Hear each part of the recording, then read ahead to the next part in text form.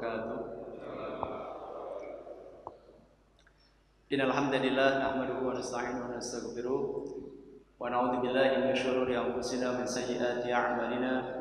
May yahdihillahu fala mudilla lahu wa may yudlil fala hadiya lahu.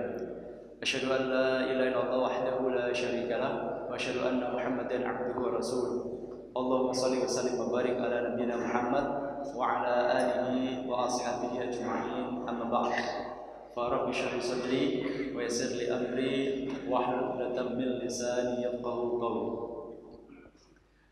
Yang saya hormati seluruh pengurus masjid, assalam, para dewan pembina, dewan pengawas, dewan penasehat, serta seluruh pengurus DKM, para asatidz dan seluruh jamaah salat subuh, bapak ibu-ibu yang dirahmati Allah Ta'ala. Segala pujian dan segala syukur kita panjatkan kepada Allah atas limpahan nikmat yang Allah selalu berikan kepada kita semuanya, yang tidak dapat kita hitung jumlahnya, tidak dapat kita nilai harganya, dan tidak pernah sedetik pun nikmat itu berhenti mengalir kepada kita semuanya. Salawat beriring salam semoga selalu Allah tambahkan kepada Nabi yang kita imani, Nabi yang kita cintai, Nabi yang selalu kita ikuti sunnah-sunnahnya, dan kita harapkan syafaatnya, Nabi kita Nabi Muhammad SAW.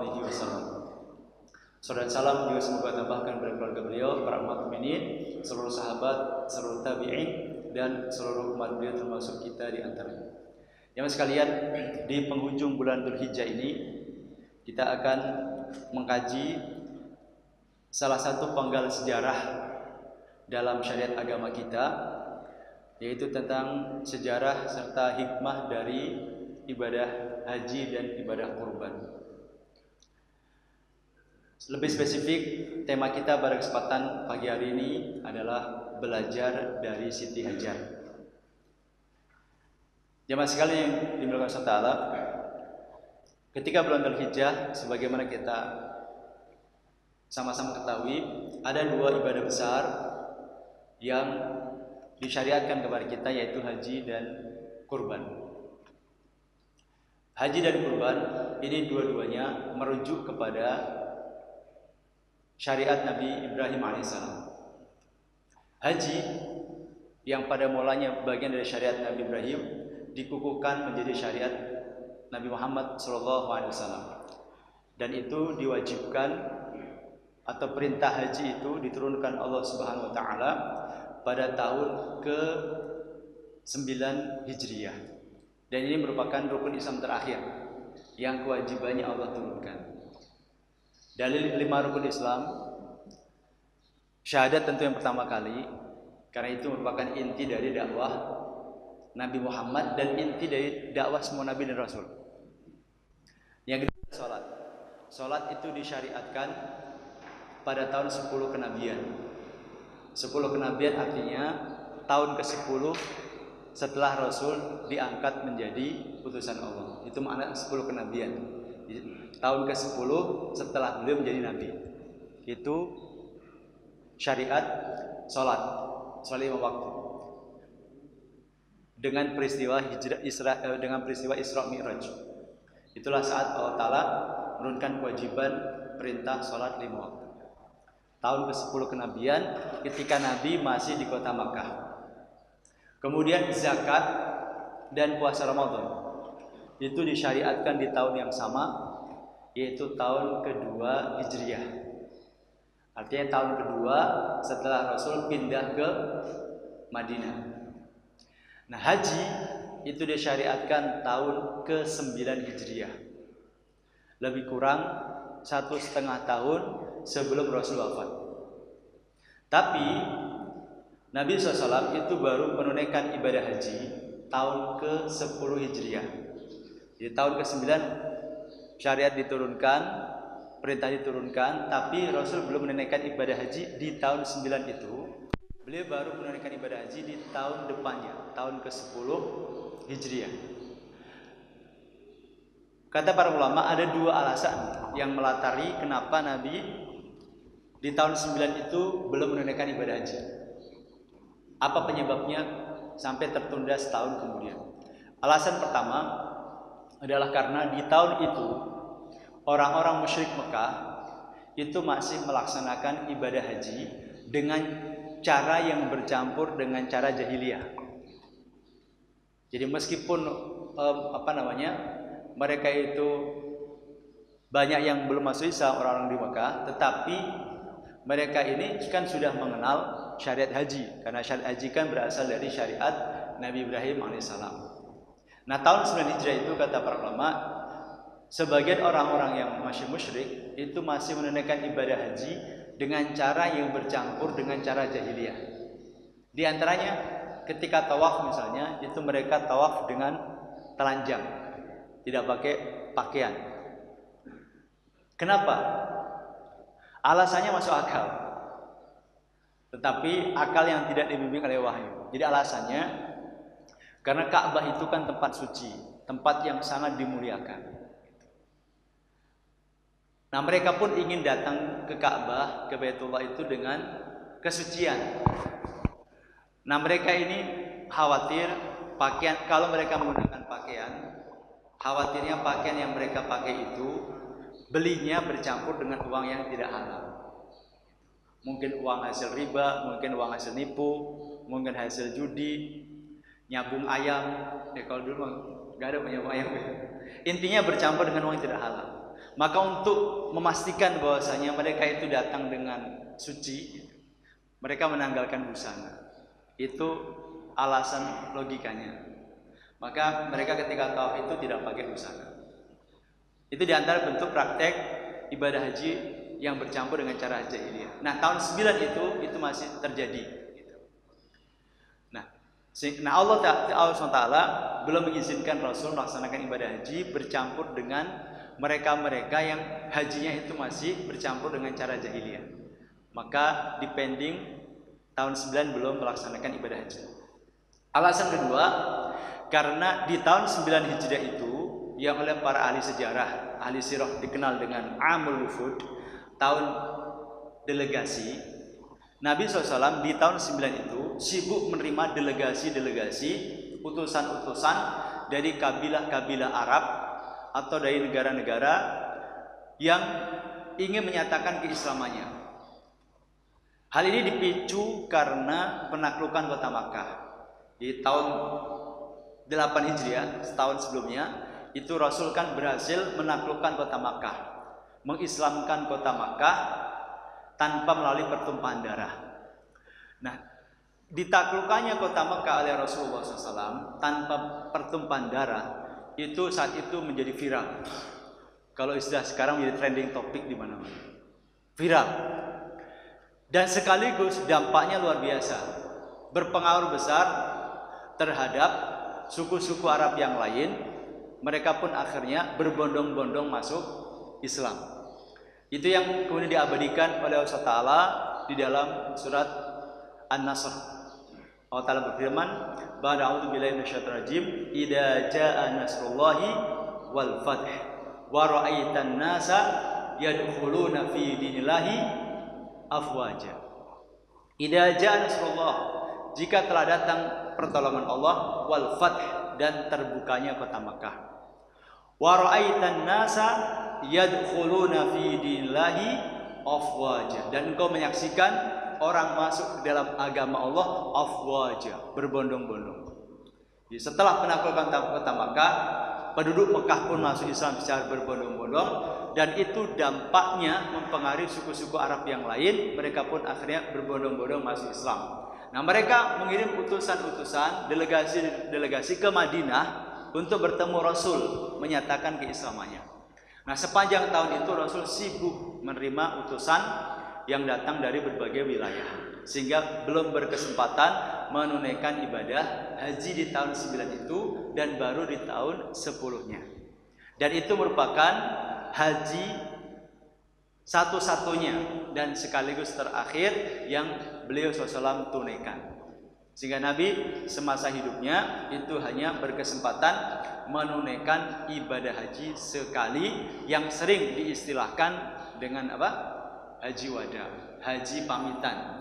Karena tidak lama setelah Rasul menunaikan ibadah haji, Rasul itu wafat.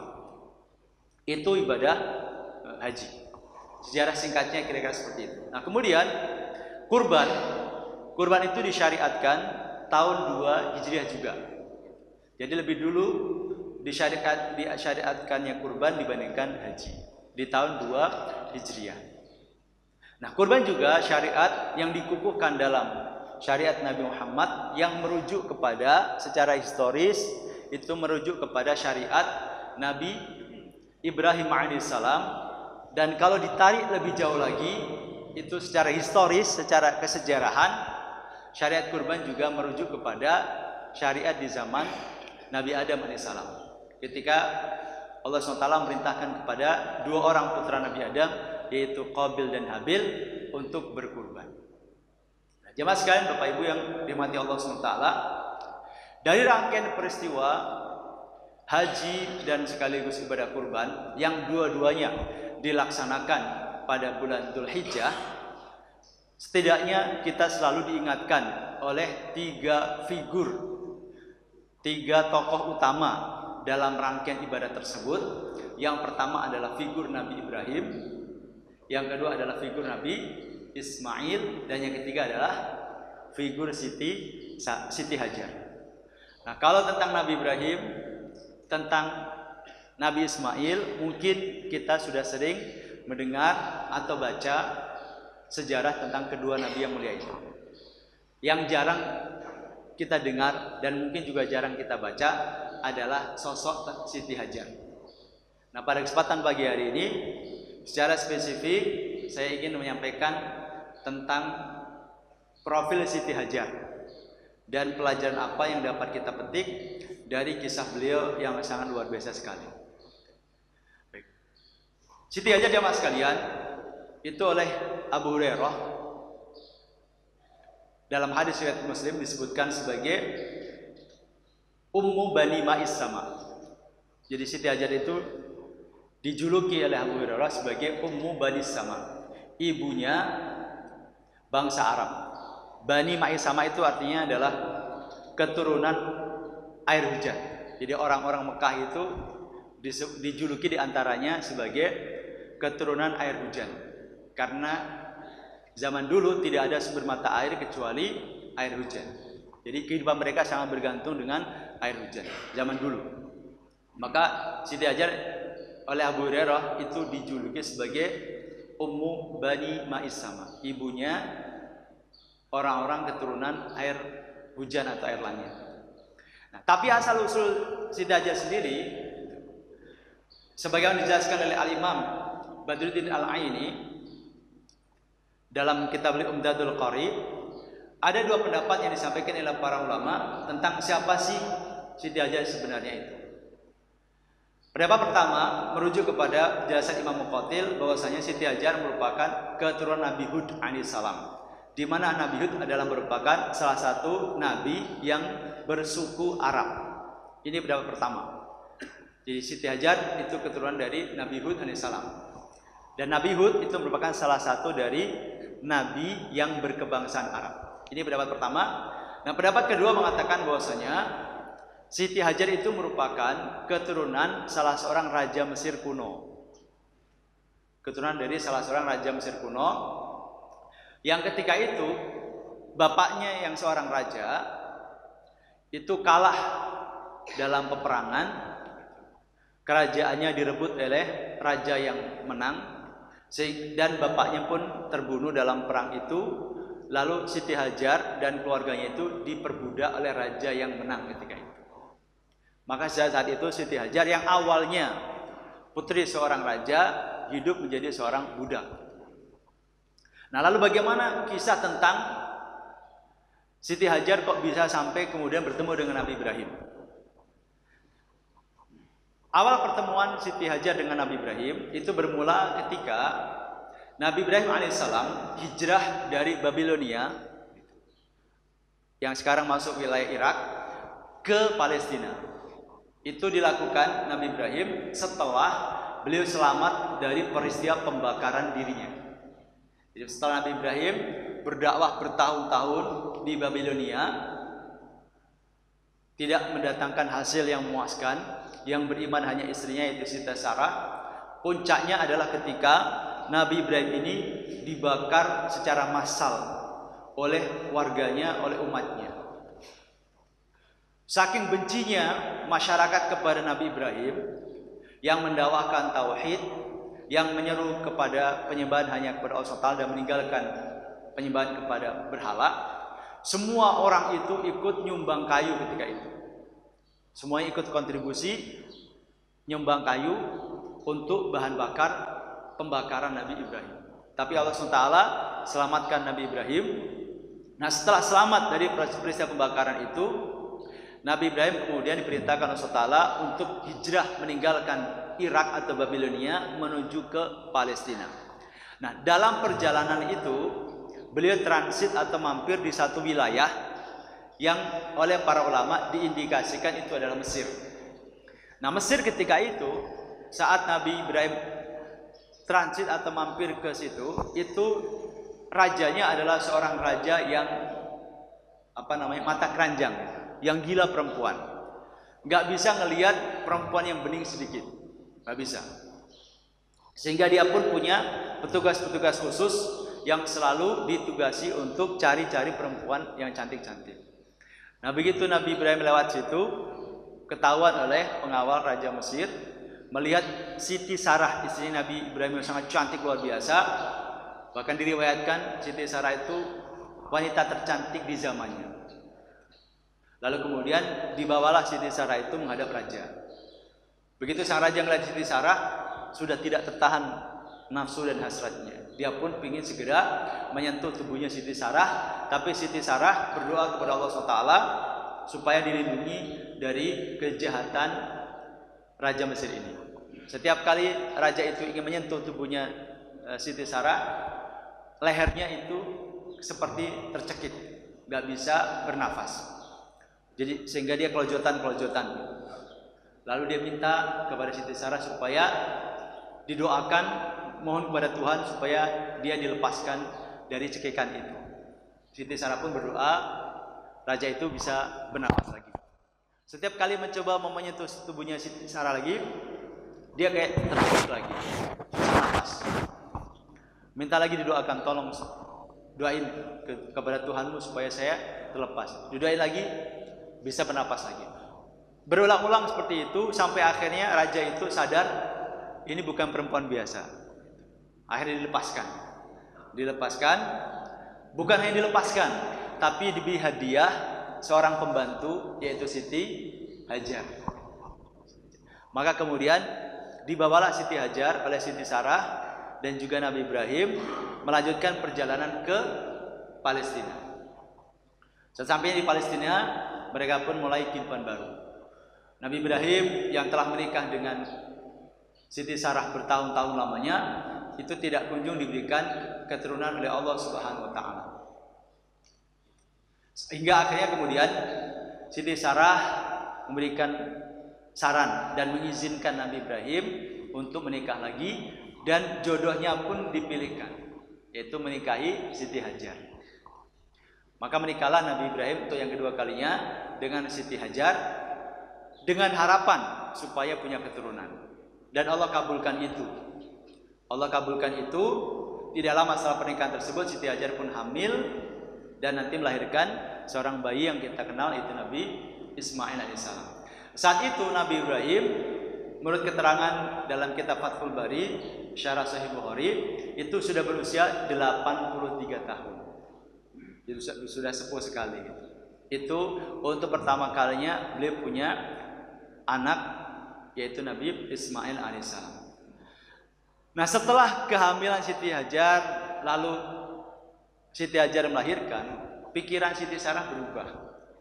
Yang tadinya dia yang nyuruh nikah, harapannya juga supaya punya anak gitu. Begitu kesampaian kok malah berubah. Dia malah menaruh kecemburuan kepada Siti Hajar. Dan cemburunya ini boleh dikatakan sebagai cemburu buta.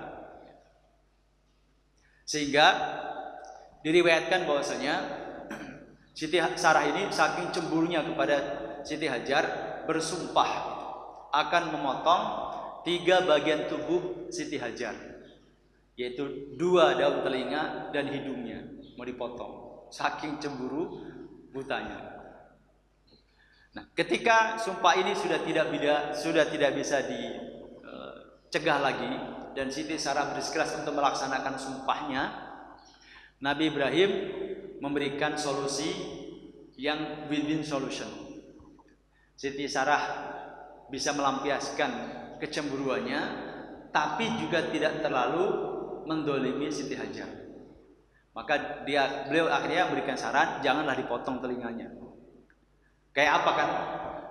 Wanita secantik apapun kalau misalkan telinganya nggak ada sama sekali, kan juga jadi serem gitu.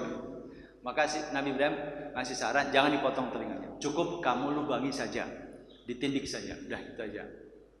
Siti Sarah setuju, jadi nggak dipotong tapi ditindik. Nah setelah ditindik itu diriwayatkan katanya dipakein anting-anting, lalu tambah cantik gitu. Akhirnya Siti Sarah tambah uring-uringan. Tadi niatnya biar jelek, sekarang malah tambah cantik. Adapun sebagai ganti dipotong hidungnya, itu diganti dengan sunat. Itu menurut keterangan sebagian ulama, diantaranya disampaikan dalam kitab At-Tamhid yang ditulis oleh Al-Imam Ibnu Abdul Bar. Itulah sedikit tentang sejarah tentang anting dan khitan bagi perempuan. Sekali lagi setelah peristiwa itu justru Siti Sarah semakin cemburu. Akhirnya itu yang salah satunya mendorong Nabi Ibrahim kemudian menghijrahkan atau memindahkan Siti Hajar dan bayinya Nabi Ismail pindah dari Palestina ke kota Makkah Al-Mukarramah.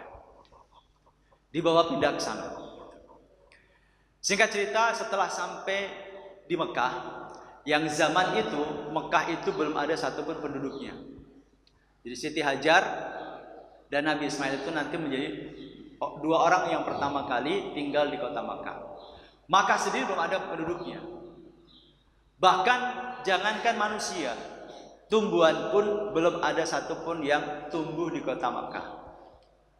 Karena zaman itu Mekah belum ada air. Jadi sejauh mata memandang yang terlihat hanya hamparan pasir dan bukit bebatuan.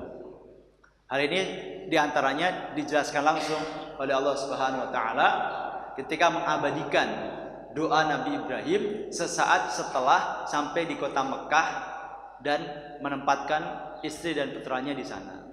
Nabi Ibrahim ketika akan kembali ke Palestina berdoa, Rabbana inni askantu min dzurriyyati biwadin ghairi dzar' inda baitikal muharram. Wahai Tuhan kami, sungguh aku telah menempatkan sebagian keturunanku, karena sebagian keturunan Nabi Ibrahim ada di Palestina, yaitu Nabi Ishak. Maka dalam ayat ini disampaikan, Rabbana inni askantu min dzurriyyati biwadin ghairi dzar'. Wahai Tuhan kami, sungguh aku telah menempatkan sebagian keturunanku di satu lembah, di satu dataran rendah yang belum ada tanamannya, yang belum ada tumbuhan di sana. Itu menggambarkan situasi Mekah zaman itu. Jangankan manusia, tanaman pun belum tumbuh di sana. Itu situasi atau kondisi Mekah zaman itu. Sampai di kota Mekah, Nabi Ibrahim menempatkan Siti Hajar dan Ismail di satu tempat yang persis berdekatan dengan lokasi nanti dibangunnya Ka'bah. Dan itu tentu atas petunjuk Allah Subhanahu Wa Taala. Dibuatkan semacam gubuk, dibekali sekantong air dan kurma. Setelah itu Nabi Ibrahim pun kembali ke Palestina. Betapa kagetnya Siti Hajar ketika tahu dia akan ditinggalkan di tempat yang asing tersebut hanya berdua dengan bayinya. Tadinya belum pikir ya ditemani oleh suaminya. Ternyata suaminya malah langsung pulang ke Palestina. Maka Siti Hajar pun berusaha menahan kepulangan Nabi Ibrahim ke Palestina. Hal ini sebagaimana diceritakan oleh Ibnu Abbas radhiyallahu anhu dan dicantumkan oleh Imam Al-Bukhari dalam Sahih beliau. Summa qafa Ibrahim muntaliqan fatabi'athu Ummu Ismail faqalat ya Ibrahim aina tadhhab wa tatrukuna bi hadzal wadi alladhi laysa fihi insun wala syai'. Faqala lahu dhalika miraran wa ja'ala la yaltafitu ilaiha. Kemudian Ibrahim pergi meninggalkan keduanya. Jadi setelah sampai di Mekah, udah menempatkan kedua keluarganya itu Siti Hajar dan Ismail di samping Ka'bah. Nabi Ibrahim kemudian meninggalkan keduanya, kembali ke Palestina. Maka ibu Ismail atau Siti Hajar mengikutinya, membuntuti dari belakang seraya berkata, "Ya Ibrahim, aina tadhhab?" Wahai Ibrahim, hendak pergi kemana engkau? Wa tatrukuna bi hadzal wadi alladzi la safi'in sun wala syai'? Apakah engkau akan meninggalkan kami di tempat ini, tempat yang belum ada satupun manusia dan tidak ada apa-apa di sini? Tanya Siti Hajar. Jadi dibuntutin dari belakang. Nabi Ibrahim enggak jawab. Ditanya lagi, "Ya Ibrahim, aina tadhhab?" Ibrahim, kamu kemana? Wa tatrukuna fi hadzal wadi alladzi la safi'in sun wala syai'? Apa kamu hendak meninggalkan kami di tempat ini, tempat yang belum ada orang, belum ada apa-apa? Nabi Ibrahim enggak jawab. Bahkan nengok pun tidak, kata Ibnu Abbas. Nengok pun tidak. Jalan. Tanya lagi, Ibrahim, mau kemana? Kamu meninggalkan kami di sini sendirian, yang belum ada orang, tanaman pun enggak ada. Enggak jawab juga. Akhirnya kan berulang-ulang ditanya enggak jawab. Siti Hajar pun akhirnya berkesimpulan, ini tidak mungkin keinginan Ibrahim sendiri. Karena Nabi Ibrahim itu dikenal seorang nabi, seorang laki-laki yang sangat penyayang, sangat lembut hatinya, sangat penyantun. Gak mungkin dia tega membuang keluarganya di tempat yang belum ada kehidupan. Akhirnya Siti Hajar pun mengambil kesimpulan, ini pasti perintah Allah. Tidak mungkin atas inisiatif Ibrahim suaminya secara pribadi. Maka kemudian setelah berulang kali nanya gak dijawab, ditengok pun tidak, akhirnya Siti Hajar berkesimpulan sendiri. Faqalat lahu, Allahu alladhi amaraka bihada? Qala na'am. Wahai Ibrahim, apakah semua ini perintah Allah? Apa Allah yang menyuruh kamu melakukan ini semuanya? Memindahkan saya dari Palestina ke sini, lalu engkau tinggalkan? Allah yang nyuruh kamu? Tanya Siti Hajar. Maka Nabi Ibrahim baru menjawab, qala na'am, ya, ini perintah Allah. Begitu tahu itu perintah Allah SWT, Siti Hajar lalu mengatakan, qalat idan la yudayyi'una. Oke, kalau ini perintah Allah, aku yakin Allah tidak akan menelantarkan kami. Aku yakin Allah tidak akan membiarkan kami mati pelan-pelan di tempat ini. Summa raja'at. Kemudian Siti Hajar kembali ke tempat semula, yaitu di tempat di mana Nabi Ismail nanti diletakkan, yaitu persis di samping Ka'bah. Dibiarkanlah Nabi kembali ke Palestina dan Siti Hajar memulai kehidupan barunya di tempat yang belum ada kehidupan, hanya seorang diri ditemani oleh bayinya, yaitu Nabi Ismail alaihissalam. Nah, jemaah sekalian, Bapak Ibu yang dirahmati Allah, sesaat setelah kepergian Nabi Ibrahim, air yang dia bawa dari Palestina pun habis. Tempatnya panas kan, nggak ada tanaman, nggak ada tumbuhan, adanya cuma pasir dan bebatuan, kan panas sekali. Airnya pun nggak lama habis.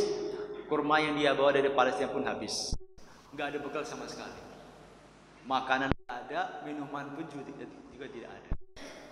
Berhari-hari lamanya Hajar nggak makan, nggak minum, sampai asinya pun nggak bisa keluar.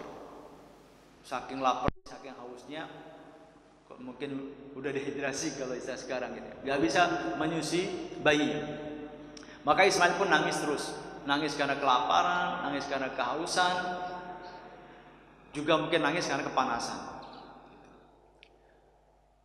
Nah, saat itulah dengan sisa-sisa tenaganya, Siti Hajar kemudian berusaha, berikhtiar mencari pertolongan dengan harapan bisa menyambung kehidupannya.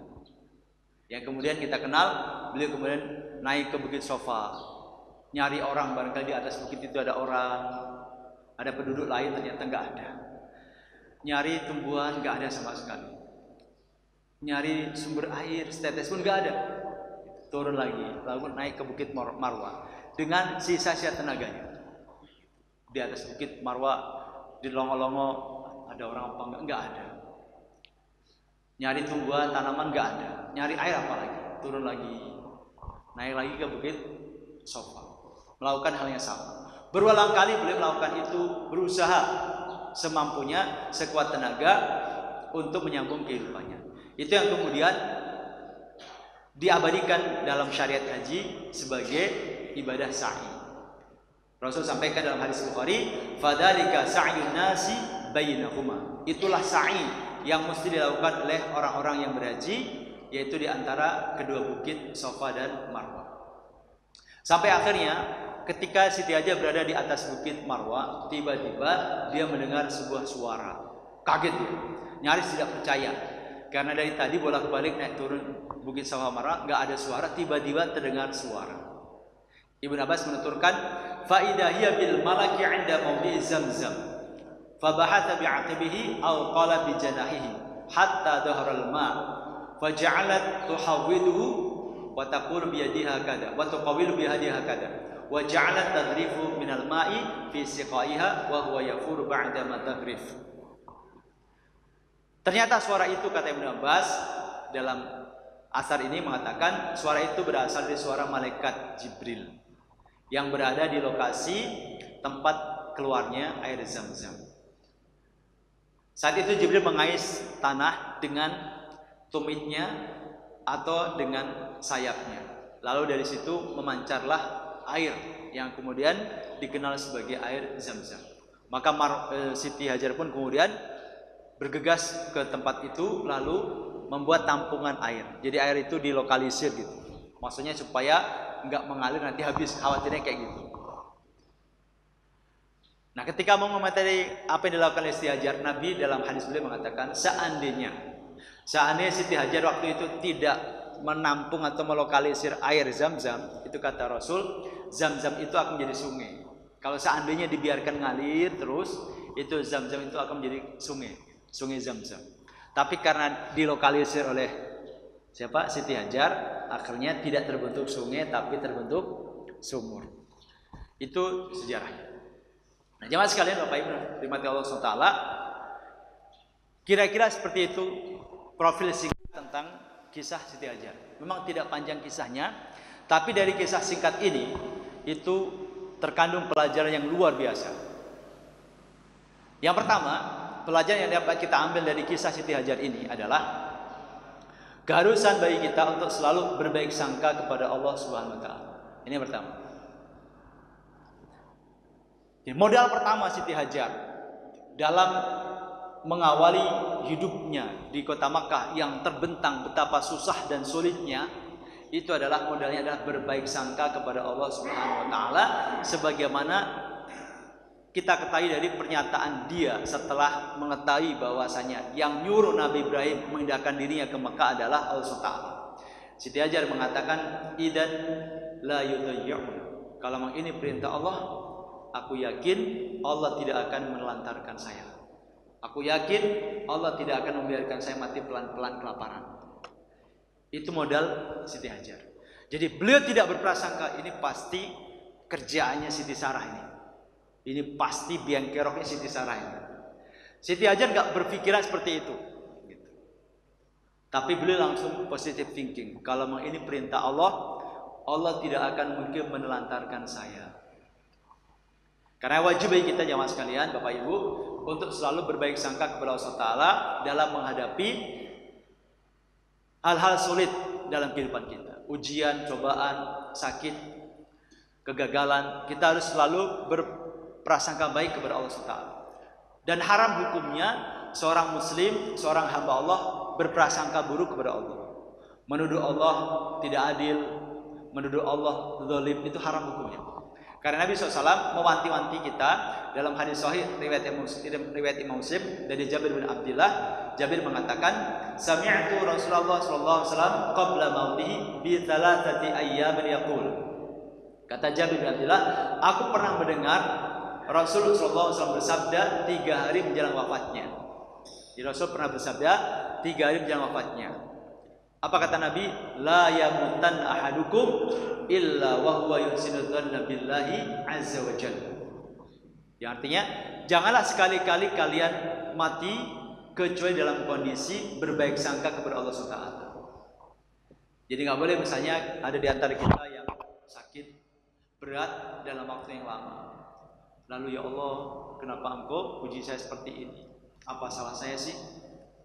Saya kan selama ini udah rajin ibadah. Kenapa bukan mereka ahli maksiat yang Engkau bikin sakit bertahun-tahun? Kenapa mesti saya? Di mana letak keadilan? Misalnya itu tidak boleh. Kita berbaik sangka kepada Allah. Karena sering sekali sesuatu yang kita nggak suka itu ternyata di mata Allah, dalam ilmu Allah itu baik buat kita.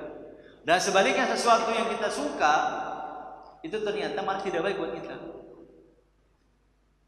Hal ini Allah ingatkan dalam surat Al-Baqarah ayat 261. Allah berfirman, wa 'asa an takrahu syai'a wa huwa khairul lakum wa 'asa an tuhibbu syai'a wa huwa syarrul lakum. Wallahu ya'lamu wa antum la ta'lamun. Boleh jadi kalian membenci sesuatu padahal ia amat baik bagimu. Dan boleh jadi kalian menyukai sesuatu padahal ia amat buruk bagi kalian. Jadi terkadang apa yang kita suka nggak baik buat kita dalam ilmu Allah. Tapi apa yang kita nggak suka ternyata baik untuk kita menurut ilmu Allah. Maka di akhir ayat Allah sampaikan, wallahu ya'lamu wa antum la ta'lamun. Allah Maha mengetahui dan kalian tidak mengetahui. Allah kan ilmunya sempurna. Allah mengetahui segala sesuatu sejak dulu. Baik yang telah terjadi, yang sedang terjadi saat ini, maupun yang akan terjadi, juga Allah mengetahui sesuatu yang tidak jadi terjadi. Seandainya terjadi gimana? Allah tahu semua.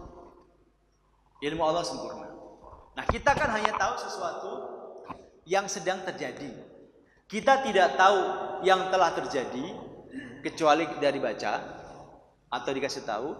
Lebih-lebih kita juga tidak tahu apa yang akan terjadi nanti. Dan kita juga tidak tahu bagaimana sesuatu yang tidak terjadi itu kalau seandainya terjadi. Kita hanya sebatas tahu tentang apa yang sudah berlalu, itu pun kalau baca atau dikasih tahu. Yang kedua yang sekarang ini sedang kita hadapi. Adapun yang nanti itu kita tidak akan tahu. Nah, Allah tahu semuanya. Termasuk tahu tentang masa depan. Karenanya seandainya tabir masa depan yang menghijab kita dibuka Allah SWT, sebagaimana Allah pernah membuka tabir yang menghijab Nabi Khidir, maka kita tidak akan pernah bertanya dan protes sebagaimana Nabi Musa. Di dalam kisah tentang Nabi Khidir dan Nabi Musa yang Allah abadikan kisahnya dalam surat Al-Kahfi itu, Allah ketika menghadirkan kisah itu untuk kita ambil sebagai pelajaran dalam memahami takdir Allah. Bukan supaya kita belajar ilmunya Nabi Khidir, bukan. Nggak bisa kita belajar ilmunya Nabi Khidir. Jangankan kita Nabi Musa aja nggak dikasih ilmu sebagaimana ilmu yang Allah berikan kepada Nabi Khidir. Secara ringkas kisah tentang Nabi Khidir dan Nabi Musa, untuk memperkuat supaya kita ini semakin berbaik sangka sama Allah Taala adalah bahwa ketika Nabi Musa AS diperintahkan untuk bertemu dengan Nabi Khidir, maka beliau pun mencari Nabi Khidir. Singkat cerita, ketemu di satu lokasi yang disebut sebagai pertemuan dua lautan. Lalu Nabi Musa minta izin kepada Nabi Khidir untuk boleh ngaji atau belajar ke beliau. Awalnya Nabi Khidir tidak mau. Enggak, kamu nggak bisa, sabar. Kamu pasti nggak betah. Ngaji sama saya nggak betah. Tapi Nabi Musa maksa, enggak lah, betah. Enggak. Kata Nabi Khidir, enggak lah. Saya pokoknya punya tekad kuat mau belajar. Kira-kira begitu dialog bebasnya. Akhirnya karena Nabi Musa terus memaksa untuk bisa belajar dengan Nabi Khidir, Nabi Khidir berikan syarat. Oke, boleh. Kalau kamu mau belajar dengan saya, satu saja syaratnya. Jangan nanya. Gak boleh nanya tentang apapun yang kamu anggap ganjil. Nanti aku jelaskan sendiri. Oh, siap. 86. Nah, syaratnya cuma gak boleh nanya kan gampang, ya. Lebih susah nanya kan. Kalau nanya kan mikir. Ini cuma gak boleh nanya. Oke, siap. Maka dimulailah proses perjalanan belajarnya Nabi Musa kepada Nabi Khidir. Pertama kali kasus yang diprotes Nabi Musa, dan ini melanggar kesepakatan di awal, ketika Nabi Musa dan Nabi Khidir naik perahu atau naik kapal secara cuma-cuma atau gratis, gak bayar. Tiba-tiba di tengah lautan Nabi Khidir merusak kapal yang ditumpangi mereka itu. Nabi Musa protes, Nabi Khidir, kenapa dirusak kapalnya, ini punya orang, kita juga naik gratis kok, gimana sih? Kata Nabi Musa. Nabi Khidir ngingetin, kan doa bilang jangan nanya. Oh iya, maaf. Itu pelanggaran pertama. Setelah peristiwa itu, mereka sampai di tujuan, turun dari perahu, mereka lalu berjalan.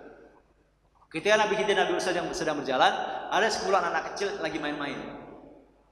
Tiba-tiba Nabi Khidir mendekati salah satu yang paling ganteng, dipegang lalu dibunuh. Nabi Musa kaget dan protesnya lebih keras dari pertama. Kalau merusak kapal masih nggak seberapa lah. Ini membunuh anak kecil. Kok Nabi Musa protesnya luar biasa. Protesnya paling keras. Ketika diprotes lagi, Nabi Khidir ingetin, kan gue bilang jangan nanya. Oh iya, maaf.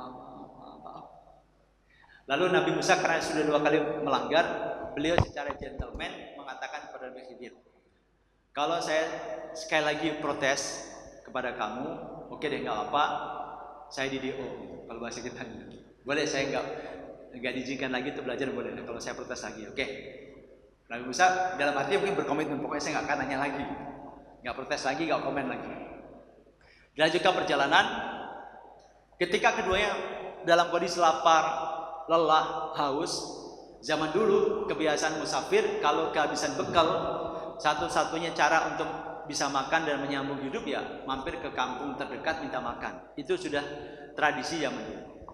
Sampai zaman sebelum Nabi Muhammad juga seperti itu, sampai zaman Nabi Muhammad juga seperti itu. Karena kan dulu tidak ada GoFood,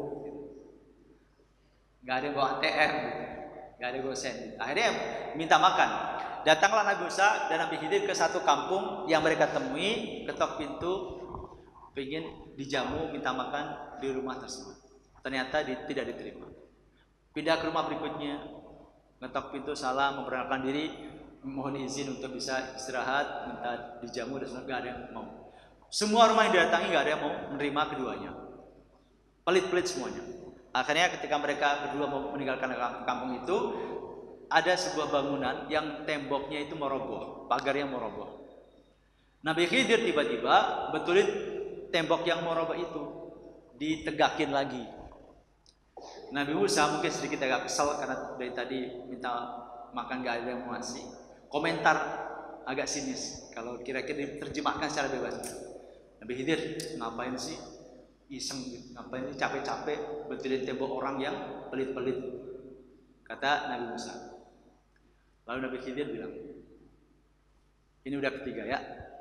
Hada firaqu baini wa bainika. Inilah saat perpisahan antara aku dengan kamu. Kalau bahasa anak muda sekarang, inilah saatnya lu, gua, and. Akhirnya Nabi Khidir memutuskan tidak mengizinkan lagi Nabi Musa membersamainya. Tapi Nabi Khidir komitmen memenuhi janjinya akan menjelaskan semua tindakan yang beliau lakukan yang diprotes oleh Nabi Musa. Yang pertama tentang kapal itu. Kenapa kapal kemarin saya rusak? Kata Nabi Khidir sebagaimana Allah berikan dalam surat Al-Kahfi ayat 79, "Amma safinatu fakanat limasakina ya'maluna fil bahri fa aradtu an a'ibaha wa kana wara'ahum malikun ya'khudhu kulla safinatin ghasba." Adapun bahtera yang kemarin itu adalah bahtera atau kapal milik para nelayan miskin yang bekerja di laut, dan aku bertujuan merusaknya karena di hadapan mereka ada seorang raja yang merampas tiap-tiap bahtera yang lewat. Jadi kenapa kapal kemarin itu saya rusak? Karena kapal yang kita kemarin tumpangi itu akan melewati jalur yang di sana ada seorang perompak atau raja yang biasa merampas kapal-kapal bagus. Saya lubangi, saya rusak supaya tidak diambil oleh perampok, karena itu milik nelayan miskin. Oh, Nabi Musa akhirnya bisa paham. Yang kedua tentang anak kecil yang kemarin saya bunuh. Kata Nabi Khidir, wa ammal ghulam fa kana abawahu mu'minaini fa khashina ayyuhikahuma tughyanan wa kufra. Adapun anak kecil yang kemarin saya bunuh, maka kedua orang tuanya adalah orang-orang mukmin, dan kami khawatir bahwa dia akan mendorong kedua orang tuanya itu kepada kesesatan dan kekafiran. Jadi maksudnya anak kecil yang kemarin saya bunuh itu nanti kalau dewasa anak itu jadi anak yang brengsek, anak yang kafir. dan dia akan menyeret bapak ibunya menjadi kafir, pada bapak ibunya itu orang-orang mukmin soleh. Maka untuk menyelamatkan iman bapak ibunya yang soleh, saya bunuh anak itu.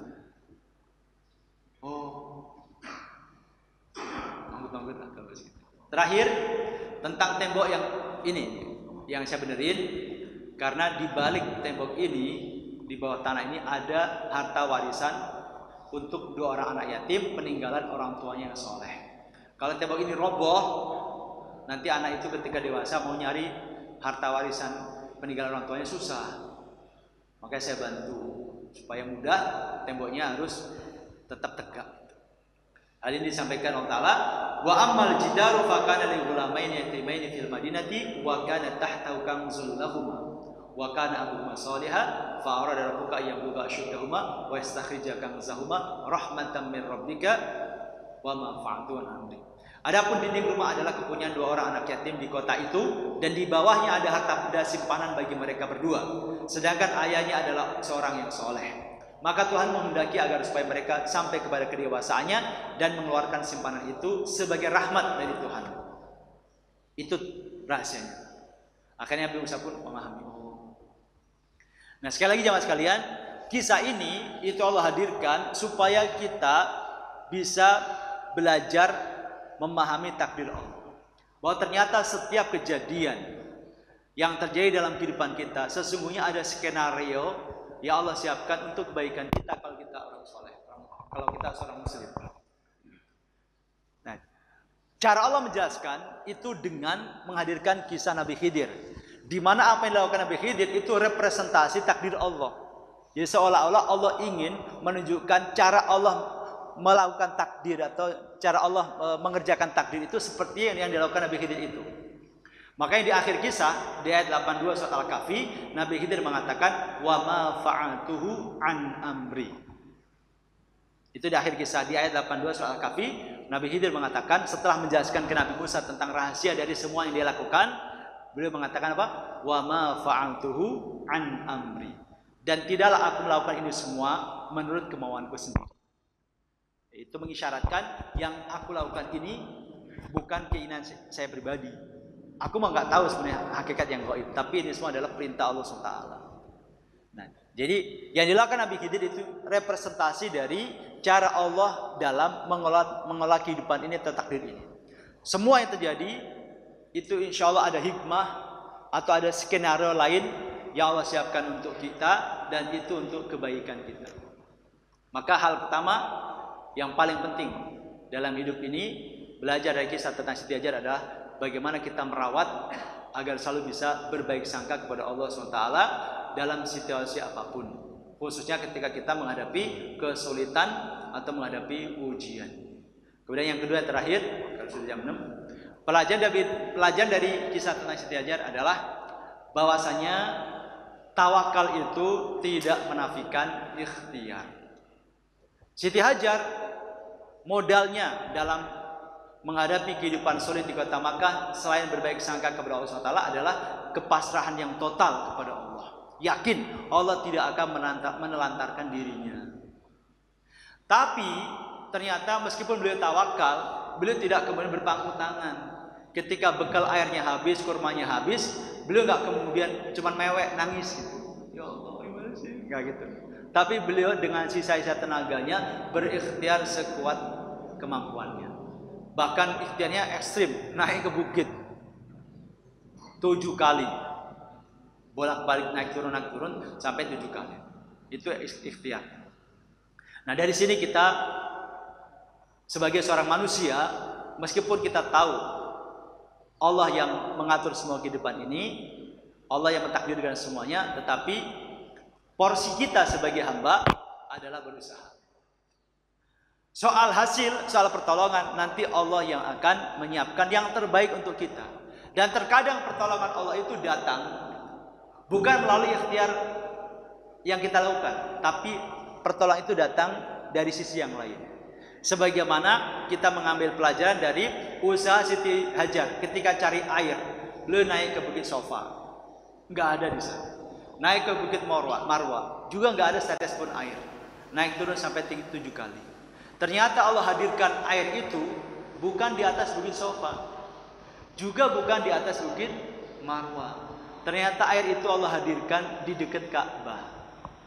Itu pelajaran buat kita bahwasanya kita hanya suruh ikhtiar. Biarkan hasil Allah yang mendatangkan untuk kita dari jalur manapun. Sehingga misalnya nih, kita bantu orang, ponakan yang yatim dibantu.